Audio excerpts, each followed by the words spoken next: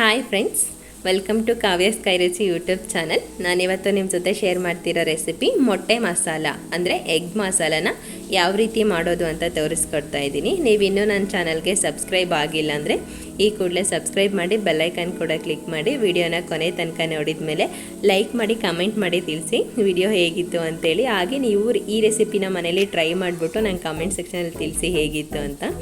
ಬನ್ನಿ ನೋಡೋಣ ಹೇಗೆ ಮಾಡೋದು ಅಂತ. ನಾನು ಒಂದು ಸ್ಟವ್ ಮೇಲೆ ಬಾಣಲಿನ ಇಟ್ಕೊಂಡಿದ್ದೀನಿ, ಅದಕ್ಕೆ ಸ್ವಲ್ಪ ಎಣ್ಣೆ ಹಾಕ್ಕೊಂಡಿದ್ದೀನಿ. ನಂತರ ಸ್ವಲ್ಪ ಶುಂಠಿ ಕಟ್ ಮಾಡ್ಕೊಂಡಿರೋದನ್ನ ಸೇರಿಸ್ಕೊತಾ ಇದ್ದೀನಿ.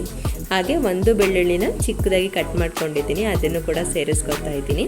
ಬೆಳ್ಳುಳ್ಳಿ ಶುಂಠಿಯಲ್ಲಿ ಚೆನ್ನಾಗಿ ಫ್ರೈ ಆದ ನಂತರ 2 ಹಸಿಮೆಣಸಿನ್ಕಾಯಿನ ಕಟ್ ಮಾಡಿಟ್ಕೊಂಡಿದ್ದೀನಿ ಚಿಕ್ಕದಾಗಿ, ಅದನ್ನು ಕೂಡ ಸೇರಿಸ್ಕೊತಾ ಇದ್ದೀನಿ. ಹಸಿಮೆಣಸಿನ್ಕಾಯಿ ಎಲ್ಲ ಖಾರದ ಸ್ಮೆಲ್ ಹೋಗೋ ತನಕ ಚೆನ್ನಾಗಿ ಫ್ರೈ ಮಾಡ್ಕೋಬೇಕು. ನಂತರ ನಾನು 2 ಈರುಳ್ಳಿನ ಕಟ್ ಮಾಡಿಟ್ಕೊಂಡಿದ್ದೀನಿ ಚಿಕ್ಕದಾಗಿ, ಅದನ್ನು ಕೂಡ ಸೇರಿಸ್ಕೊತಾ ಇದ್ದೀನಿ. ನಿಮ್ಗೆ ಇನ್ನೂ ಗ್ರೇವಿ ಜಾಸ್ತಿ ಬೇಕು ಅಂದರೆ ನೀವು ಇನ್ನೂ 1 ಈರುಳ್ಳಿನ ಆ್ಯಡ್ ಮಾಡ್ಕೋಬೋದು. ನಾನು ಗ್ರೇವಿನ ಇಲ್ಲಿ ಗಟ್ಟಿಯಾಗಿ ಮಾಡ್ತಾ ಇರೋದ್ರಿಂದ ಸ್ವಲ್ಪ ಕಮ್ಮಿನೇ ತಗೋತಾ ಇದ್ದೀನಿ. ಹಾಗೆ 1 ಟೊಮೊಟೊನ ಕಟ್ ಮಾಡಿಟ್ಕೊಂಡಿದ್ದೀನಿ, ಅದನ್ನು ಕೂಡ ಸೇರಿಸ್ಕೊತಾ ಇದ್ದೀನಿ.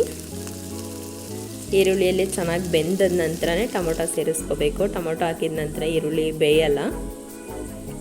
ಟೊಮೊಟೊ ಎಲ್ಲ ಚೆನ್ನಾಗಿ ಬೆಂದ ತಕ್ಷಣ ನಾನು 2 ಸ್ಪೂನ್ ಖಾರದ ಪುಡಿ, 1 ಸ್ಪೂನ್ ಧನಿಯಾ ಪುಡಿ, ಸ್ವಲ್ಪ ಅರಿಶಿನ ಪುಡಿ, ಸ್ವಲ್ಪ ಲವಂಗ ಮತ್ತು ಕರಿಮೆಣಸು ಪುಡಿ, ರುಚಿಗೆ ತಕ್ಕಷ್ಟು ಉಪ್ಪು ಹಾಕ್ಕೊಂಡು ಚೆನ್ನಾಗಿ ಕಲಿಸ್ಕೊತಾ ಇದ್ದೀನಿ.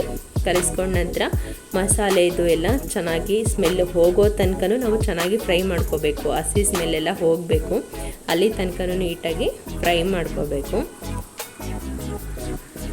ಇದಕ್ಕೆ ಕೈ ಆಡಿಸ್ಕೊತಾನೆ ಇರಬೇಕು, ಇಲ್ಲಾಂದರೆ ತಳ ಹಿಡ್ದೋಗ್ಬಿಡುತ್ತೆ ಮಸಾಲೆ ಎಲ್ಲ. ನಂತರ ನಾನು ಇದಕ್ಕೆ 2 ಬೌಲ್ನಷ್ಟು ನೀರು ಸೇರಿಸ್ಕೊತಾ ಇದ್ದೀನಿ. ನೀರು ಸೇರಿಸ್ಕೊಂಡ ನಂತರ ನೀವು ರುಚಿಗೆ ತಕ್ಕಷ್ಟು ಉಪ್ಪನ್ನ ಇನ್ನೂ ಒಂದು ಸ್ವಲ್ಪ ಸೇರಿಸ್ಕೊಳ್ಳಿ. ನೀರು ಸೇರಿಸಿದ ಮೇಲೆ ಉಪ್ಪು ಸ್ವಲ್ಪ ಕಮ್ಮಿ ಆಗುತ್ತೆ. ನಾನು ಇದಕ್ಕೆ ಒಂದು ಸ್ವಲ್ಪ ಹುಣಸೆ ರಸನ ಸೇರಿಸ್ಕೊತಾ ಇದ್ದೀನಿ. ಈ ರೀತಿ ಎಲ್ಲ ಚೆನ್ನಾಗಿ ಕುದಿಬೇಕು. ಮೊಟ್ಟೆ ಹಾಕೋಕ್ಕೂ ಮುಂಚೆನೇ ನಾವು ಇದನ್ನು ಚೆನ್ನಾಗಿ ಕುದಿಸ್ಕೊಬೇಕು. ಮೊಟ್ಟೆ ಹಾಕಿದ ನಂತರ ಚೆನ್ನಾಗಿ ಕುದಿಸ್ಕೊಳಕ್ಕಾಗಲ್ಲ, ಯಾಕಂದರೆ ಮೊಟ್ಟೆ ಹಾಕಿದ ನಂತರ ಬಾಣಲಿಗೆಲ್ಲ ತಳ ಹಿಡಿದ್ಬಿಡುತ್ತೆ, ಹಲ್ಲಾಡಿಸ್ಲಿಕ್ಕೂ ಆಗಲ್ಲ. ಸೊ ಅದಕ್ಕೆ ಮುಂಚೆನೇ ಚೆನ್ನಾಗಿ ಕುದಿಸ್ಕೋಬೇಕು. ನಾನಿವಾಗ 4 ಮೊಟ್ಟೆ ಸೇರಿಸ್ಕೊತಾ ಇದ್ದೀನಿ.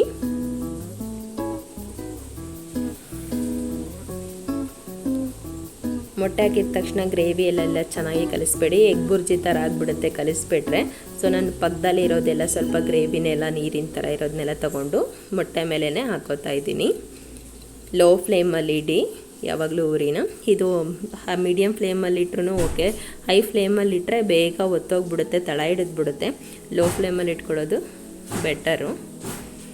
ನೋಡಿ 2 ನಿಮಿಷ ನಾನು ಮುಚ್ಚಳ ಮುಚ್ಚಿಬಿಟ್ಟು ಆ ನಂತರ ನಿಮಗೆ ಹೇಗಿದೆ ಅಂತ ತೋರಿಸ್ತಾ ಇದ್ದೀನಿ. ಈ ರೀತಿ ಮೊಟ್ಟೆ ಎಲ್ಲ ಗಟ್ಟಿ ಆಗಬೇಕು, ಅಲ್ಲಿ ತನಕ ನಾವು ಲೋ ಫ್ಲೇಮಲ್ಲಿ ಇಟ್ಬಿಟ್ಟು ಚೆನ್ನಾಗಿ ಬೇಯಿಸ್ಕೋಬೇಕು.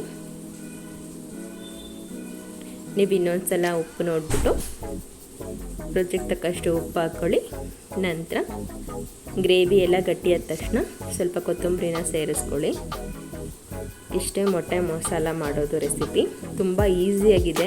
5 ರಿಂದ 10 ನಿಮಿಷ ಅಷ್ಟೇ ಸಮಯ ತಗೊಳ್ಳೋದು. ಈಗ ನಿಮ್ಮ ಮನೇಲಿ ಏನಾದರೂ ಸಾಂಬಾರು ಇಲ್ಲ ಅಂದಾಗ ನೀವು ಇದನ್ನು ಬೇಗ ಮಾಡ್ಕೋಬಹುದು. ನಾನಿಲ್ಲಿ ಒಂದು 4 ರಿಂದ 5 ಎಲೆ ಪುದೀನ ಸೊಪ್ಪನ್ನ ಹಾಕೋತಾ ಇದ್ದೀನಿ, ಅದು ಫ್ಲೇವರ್ ಚೆನ್ನಾಗಿರುತ್ತೆ ಅಂತ ಅಷ್ಟೇ. ನೀವು ನೋಡ್ತಾ ಇರ್ಬೋದು, ತೋರಿಸ್ತಾ ಇದ್ದೀನಿ. ಮೊಟ್ಟೆ ಮಸಾಲ ತುಂಬ ಚೆನ್ನಾಗಿ ಬಂದಿದೆ. ಗ್ರೇವಿ ಕೂಡ ಇದೇ ಥರ ಗಟ್ಟಿಯಾಗಿ ಮಾಡ್ಕೊಳ್ಳಿ. ನೀವು ಇದನ್ನು ರೊಟ್ಟಿಗೂ ತಿನ್ಬೋದು, ಚಪಾತಿಗೂ ತಿನ್ಬೋದು, ಮುದ್ದೆಗೂ ಕೂಡ ತಗೋಬೋದು, ಕಾಂಬಿನೇಷನ್ ಆಗಿ ತಗೋಬೋದು. ನಾನಿಲ್ಲಿ ಅನ್ನಗೆ ಹಾಕೋತಾ ಇದ್ದೀನಿ. ಆ್ಯಕ್ಚುಲಿ ಸ್ಮೆಲ್ಲು ಕೂಡ ತುಂಬ ಚೆನ್ನಾಗಿ ಘಮ ಘಮ ಅಂತ ಬರ್ತಾ ಇದೆ. ನೀವು ಕೂಡ ಒಂದ್ಸಲ ಟ್ರೈ ಮಾಡಿ ಮನೇಲಿ ಕಮೆಂಟ್ ಮಾಡಿ ತಿಳಿಸಿ ಹೇಗೆ ಬಂದಿತ್ತು ಅಂತ ಹೇಳಿ. ನೀವಿನ್ನೂ ನನ್ನ ಯೂಟ್ಯೂಬ್ ಚಾನಲ್ಗೆ ಸಬ್ಸ್ಕ್ರೈಬ್ ಆಗಲಿ ಅಂದರೆ ಸಬ್ಸ್ಕ್ರೈಬ್ ಆಗಿ. Thank you so much for watching this video. ನಾನು ಇನ್ನೂ ಹೀಗೆ ಕೆಲವೊಂದು ವೀಡಿಯೋಸ್ ಅಪ್ಲೋಡ್ ಮಾಡಿದ್ದೀನಿ, ಅಲ್ಲಿ ಕೂಡ ವೀಡಿಯೋಸ್ನ ನೋಡಿಬಿಟ್ಟು ಹೇಗಿದೆ ಅಂತ ನನಗೆ ತಿಳಿಸಿ. Thank you so much. Have a good day. Bye.